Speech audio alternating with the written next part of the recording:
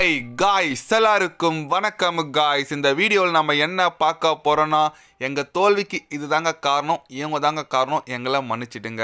கண்டிப்பாக இரண்டாவது ஒரு நாள் போட்டி நாங்கள் வெற்றி பெற்றிருக்க வேண்டிய போட்டி தான், எங்களை மன்னிச்சிடுங்க. அடுத்த போட்டியில் கண்டிப்பாக நாங்கள் நியூசிலாந்து அணியை போய் வாங்குவோம் அப்படின்னு சொல்லிட்டு நியூசிலாந்து எதிரான இரண்டாவது ஒரு நாள் போட்டி தோல்விக்கு அப்புறம் பார்த்தீங்கன்னா பத்திரிகையாளர் சந்திப்பில் காரணம் கூறியிருக்காருங்க இந்திய அணி தலைமை பயிற்சியாளர் கௌதம் கம்பீர். அது மட்டும் இல்லாமல் இவங்க தான் காரணம் சொல்லிட்டு ஒருத்தர் மேலே பழியும் போட்டிருக்காரு. அது யார் என்ன ஒரு காரணம் கூறினார்னு சொல்லிட்டு வீடியோ டீட்டெயிலாக பார்க்கலாம் வாங்க. ஆமாங்க, நம்ம நியூசிலாந்து அணி எதிரான இரண்டு ஒரு நாள் போட்டி நடந்து முடிஞ்சிருக்கு. ஆளுக்கு ஒன்றுன்னு சொல்லிட்டு ஜெயிச்சிருக்காங்க. சீரீஸ் இப்போ லெவலில் இருக்குது. இரண்டாவது ஒரு நாள் போட்டி தோல்வி குறித்து இந்திய அணி தலைமை பயிற்சியாளர் கௌதம் கம்பீர் என்ன சொன்னார் கேட்டிங்கன்னா, இந்திய அணி உண்மையாக ஒரு வலுவான அணியாக தான் இருந்தாங்க. பேட்டிங் நல்ல தொடக்கம் கொடுத்துனாங்க. ஆனால் நாங்கள் அந்த ஸ்கோர் போதாத ஸ்கோர். நாங்கள் 360 370 ரன் டார்கெட் வச்சோம். பட் ரொம்ப கம்மி அடித்தாங்க. அதுதான் தோல்விக்கு காரணமாக நான் நினைக்கிறேன். மிடில் ஆர்டரில் எங்கள் அணி வீரர்கள் சரியாக செயல்படலை. ஏன்னா மிடில் ஆர்டரில் நல்லா செயல்பட்டுருந்தால் கண்டிப்பாக ஸ்கோர் போயிருக்கும். கேஎல் ராகுல் நான் வாழ்த்துக்கள் சொல்லிக்கிறேன். அவர் எங்கள் அணியில் இருக்கிறது எனக்கு ரொம்ப ரொம்ப ஒரு பலமாக இருக்குது. அவர் எந்த இடத்துல விட்டால் ஆடுறாரு அதுதாங்க அவரோட ஸ்பெஷல். கண்டிப்பாக அவர் போன்ற ஒரு வீரர் அணியில் இருக்கிறது ரொம்ப ரொம்ப ஒரு பலமாக நான் நினைக்கிறேன். அவர் எப்பவுமே என் மைண்டில் ஃபஸ்ட்டில் இருப்பார்.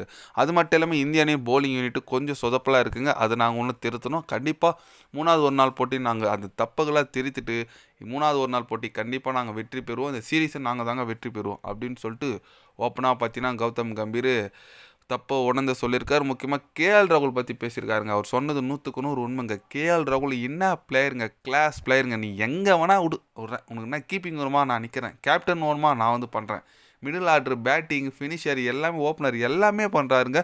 கண்டிப்பாக அவர் சொன்ன மாதிரி அவர் போன்ற ஒரு பிளேயர் கிடைக்கிறது ரொம்ப ரொம்ப ஒரு கஷ்டம் நான் சொல்லுவேங்க. ஃபீல்டிங்குங்க, கீப்பிங்லாம் ஃபீல்டிங் விட்டாலும் செம்மையாக பண்ணுவார். அதனால் கேஎல் ராகுல் ஒரு தரமான பிளேயர். ஒரு செஞ்சுரி ஒன்று அடித்தார் லாஸ்ட் மேட்ச்சு.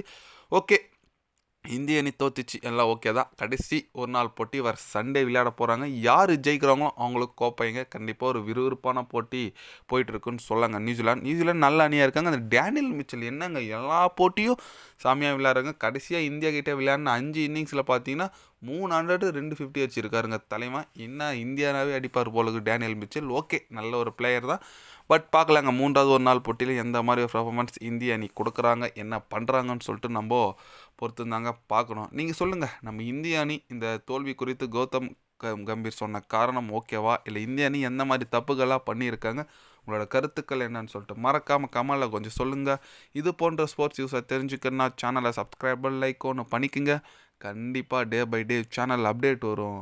மறக்காமல் சப்ஸ்கிரைப் மட்டும் கொஞ்சம் பண்ணி வச்சுக்கோங்க. நன்றி, வணக்கம். மறக்காமல் கேஎல் ராகுலை பற்றி அவரோட ஆல்ரவுண்டிங் பர்ஃபார்மன்ஸ் குறித்து உங்களோட கருத்து கொஞ்சம் என்ன சொல்லிட்டு போங்க. நன்றி, வணக்கம்.